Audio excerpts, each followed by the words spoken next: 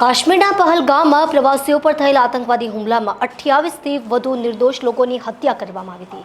આતંકવાદી હુમલામાં મૃત્યુ પામેલા ને શાંતિ માટે આતંકવાદીઓને સજા મળે એ હેતુથી આતંકવાદીઓના વિરુદ્ધ વિશ્વ હિન્દુ પરિષદ, બજરંગ દળ, ઈચ્છાપુર પ્રખંડ રાંદેર જિલ્લા તરફથી ધરણા પ્રદર્શન અને પુતળા દહનનો કાર્યક્રમ યોજવામાં આવ્યો હતો. જમ્મુ કાશ્મીરના પહેલગામની બેસરણ ખીણમાં મંગળવારે સાંજે અચાનક ગભરાટમાં ફેરવાઈ ગઈ હતી, જ્યારે અજાણ્યા આતંકવાદીઓએ પ્રવાસીઓ પર અંધાધૂંધ ગોળીબાર કર્યો હતો. આ ઘટનામાં 28 લોકોના મોત થયા હતા અને 20થી વધુ લોકો ઘાયલ થયા હતા.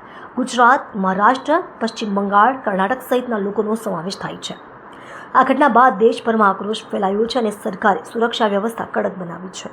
મંગળવારે સાંજે પહેલગામથી 5-7 કિલોમીટર દૂર આવેલી બેસરણ વેલીમાં, જેને મિની સ્વિટ્ઝરલેન્ડ તરીકે ઓળખવામાં આવે છે, ત્યાં આતંકવાદીઓએ અચાનક હુમલો કર્યો હતો.